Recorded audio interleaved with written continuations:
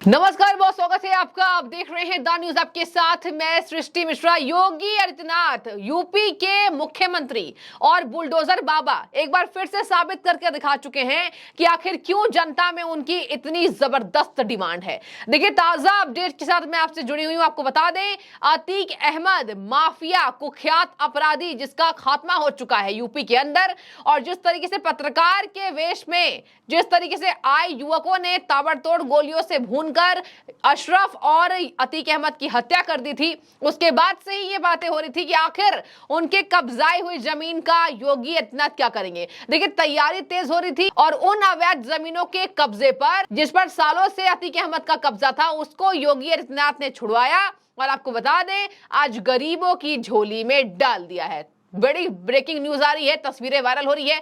ये आपको बता दें कि योगी आदित्यनाथ ने 76 फ्लैट्स की चाबी गरीबों के हाथ में सौंप दी है और ये पूरी जमीन अतीक अहमद के कब्जाई के द्वारा थी। आपको बता दें कि ये भी खबर सामने आ रही है कि आगे चलकर जिस तरीके से यूपी सरकार काम कर रही है, लगातार इसी तर्ज पर काम होना चाहिए। योगी आदित्यनाथ मंच से गरजे, उन्होंने कहा साफ तौर पर कि जिस तरीके से पहले क्या होता था, पहले ये होता था कि अतीक अहमद जैसे कुख्यात अपराधी गैंगस्टर यूपी में मौजूद थे, सरकार उनसे हाथ में हाथ मिलाती थी। आपको बता दें, समाजवादी पार्टी पर यह बहुत बड़ा हमला है, क्योंकि समाजवादी पार्टी ने जिस तरीके से यूपी में राज किया है, माफियाओं को फलाया फुलाया है। आपको यह भी बता दें, माफियाओं के हौसले समाजवादी के वक्त पर इतने बुलंद थे कि उसको खात्मा करने का काम योगी ने कर दिखाया है। इसके साथ साथ 76 फ्लैट्स की चाबी को आपको बता दें गरीबों को सौंपा गया, जिसमें से हर वर्ग के लोग शामिल हैं। एक मुस्लिम युवती जिसका वीडियो वायरल हो रहा है, वो साफ तौर पर भावुक हो उठी और उन्होंने कहा कि ऐसी कोई बात नहीं है कि मुसलमान भाजपा विरोधी है, हम योगी को कोटिश कोटिश आभार देते हैं। आज ये हमारा सपना था, 30 सालों से हमारा यह सपना था कि हमारे पास एक घर हो। आज मेरी माँ का सपना पूरा हुआ है। हमें बहुत खुशी है, ऐसा कुछ नहीं है भाजपा विरोधी है, ऐसा कुछ भी नहीं है और मुझे बहुत खुशी है। मैं योगी जी का बहुत धन्यवाद करूँगी, क्योंकि जो सपना मेरी मम्मी का भी था, मम्मी मेरी नहीं है, मेरे पापा हैं और हम 2 बहन 1 भाई हैं और हम लोग 4 ही लोग हैं। मम्मी नहीं, मेरी मम्मी का सपना भी था और ये मेरा ख़ुद का भी सपना था कि हमें मेरा ख़ुद का मकान हो। माँ 30 साल से किराए के मकान में रह रहे, दर दर की ठोकर खा रहे हर चीज़। इसलिए मैं योगी जी का जितना भी धन्यवाद करूँ कम है। मैं दिल से उनका शुक्रिया अदा कर रही हूँ और मुझे बहुत अच्छा लग रहा है, बहुत खुशी है। और सबसे बड़ी बात थी, मेरी मम्मी का सपना पूरा हुआ है। मैं बयान नहीं कर सकती मेरी खुशी क्या है किसी सूरत से। भावुक होने का ये कारण है मेरा कि सबसे बड़ी बात, मेरी मम्मी का ये सपना था, मेरी माँ का ये सपना था और आज खुशी भी है और मम्मी नहीं मेरी, दुख भी है इसका। मतलब मैं ये खुशी बयान भी नहीं कर सकती कि मुझे क्या चीज़ मिल गई है। जब इंसान को डूबते सहारा नहीं मिलता ना, तो डूबने वाले इंसान को सहारा दे दिया है योगी जी ने। उनका दिल से धन्यवाद करूँगी। बहुत अच्छी लग रही, खुशी की बात है, खुशी हो रही है। और ये प्रधानमंत्री ने हम लोग को छत दिया रहने के लिए, हर एक चीज़ की हमारी लोग की मदद की, गरीबों के लिए राशन दिया, लॉकडाउन में पूरा खाने के पूरा व्यवस्था किए, रहने के लिए छत दिया। आज हमारा आत्मा बहुत खुश है सर।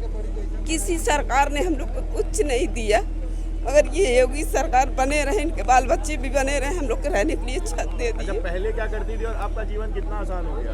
बहुत आसान हो गया मेरा, रहने को छत हो गई। जी जी। कभी सोचा था कि छत होगी? जी कभी नहीं सोचा, मैं अपने जीवन में कभी नहीं सोचा था कि मुझे छत मिलेगी, हम लोग को खुशहालियाँ आएगी, नहीं। मगर योगी बाबा की राज में मुझे बहुत खुशी मिली, मुझे बहुत ठंडक मिला। यहाँ पर जिस तरीके से योगी ने जो काम किया है मुसलमानों के हक में, गरीबों के हक में, ऐसा लगता है कि जनता जो है, जिस तरीके से यूपी सरकार ही हर स्टेट में चाहती है। मतलब देखिए, सभी राज्यों में योगी आदित्यनाथ जैसे मुख्यमंत्री की डिमांड इसलिए बढ़ रही है क्योंकि योगी ने वो कर दिखाया है। साफ तौर पर जीरो टॉलरेंस की नीति यहां पर नजर आई। चलिए अब चल उठते हैं विशेषताएं, फ्लैट में कौन कौन सी वो सुविधाएं हैं जो गरीबों गरीबों के हाथों में फ्लैट मिला है। और ये मुख्यमंत्री ने जिस तरीके से आज कर दिखाया, केशव प्रसाद मौर्य भी मौजूद रहे, इसके साथ साथ ब्रजेश पाठक का बयान सामने आया, कहा कि आज प्रयागराज विकास के तर्ज पर लगातार अग्रसर है। जिस तरीके से आपको बता दें प्रयागराज को बदला गया है, जिस तरीके से यहाँ पर विकास देखा गया है, एक एक के बाद यूपी के हर जिलों में इस विकास को दोहराया जाएगा। आगे चलते हैं। देखिए फ्लैट्स में कौन कौन सी वो सुविधा है वो भी मैं आपको बता देती हूँ। इस फ्लैट में जो गरीबों को आवंटित किए गए हैं, इस फ्लैट में सभी आधुनिक सुविधाएं मुहैया कराई गई है, जिसमें बेडरूम है, एक लिविंग रूम है, एक रसोई घर है, एक टॉयलेट है, बाथरूम है, बालकनी है, बिजली है, सीवरेज है और पार्किंग की सुविधाएं हैं। साल 2020 में अतीक के कब्जे की 15,000 स्क्वायर फीट जमीन छुड़वाई गई थी। जरा सोचिए कि कितने जमीन पर यूपी के अंदर इन माफियाओं ने अपना कब्जा किया होगा। सरकार ने अथक प्रयास के बाद ये काम कर दिखाया है।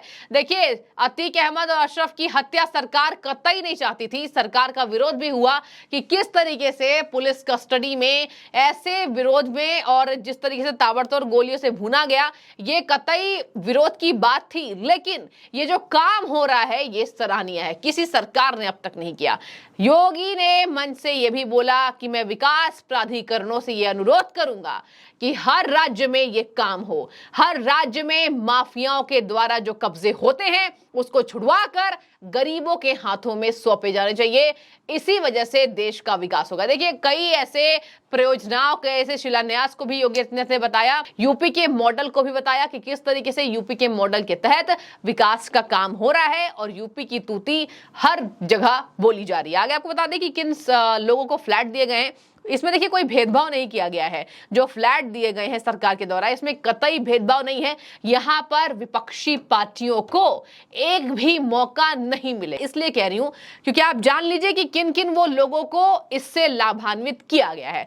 देखिए ये फ्लैट अनुसूचित जाति, अनुसूचित जनजाति, अन्य पिछड़ा वर्ग, शारीरिक रूप से विकलांग और वरिष्ठ नागरिकों के लिए आरक्षण नियमों के आधार पर इन फ्लैट्स को आवंटित कर दिए गए हैं। आगे मैं आपको बता दूं पीडीए के एक अधिकारी ने क्या कहा। पीडीए के एक अधिकारी ने कहा कि लूकरगंज इलाके में 2-4 मंजिला टावर बनाए गए हैं, जिसमें एक फ्लैट की कीमत 6 लाख रुपए है, जिसके लिए लाभार्थी को 3.5 लाख रुपए का भुगतान करना होगा, जबकि केंद्र सरकार 1.5 लाख रुपए और राज्य सरकार 1 लाख रुपए की सब्सिडी देगी। तो देखिए यहाँ पर लगातार गरीबों के हित के लिए यूपी के अंदर काम हो रहा है। अब इन फ्लैट्स में सुविधाएं भी दी गई हैं। इसके साथ साथ आपको बता दें 9 जून को आवंटन की प्रक्रिया शुरू हो गई, जहां इस दौरान प्रयागराज विकास प्राधिकरण यानी पीडीए के उपाध्यक्ष अरविंद चौहान ने ये जानकारी दी कि उन्होंने अतीक अहमद से शहर में वह जमीन जब्त कराई थी जहां वो रहता था, जहां उसका कार्यालय था। फिलहाल प्राधिकरण ने इस जमीन पर 76 फ्लैट का निर्माण कर दिया है। आगे चलिए आपको ले चलते हैं किस तरीके से यहाँ पर मुस्लिम महिला जो भावुक हो उठी है उन्होंने और कौन कौन सी जानकारी दी। उन्होंने साफ तौर पर कहा, जाहिदा फातिमा इनका नाम है और इनकी वीडियोज ही वायरल हो रही हैं।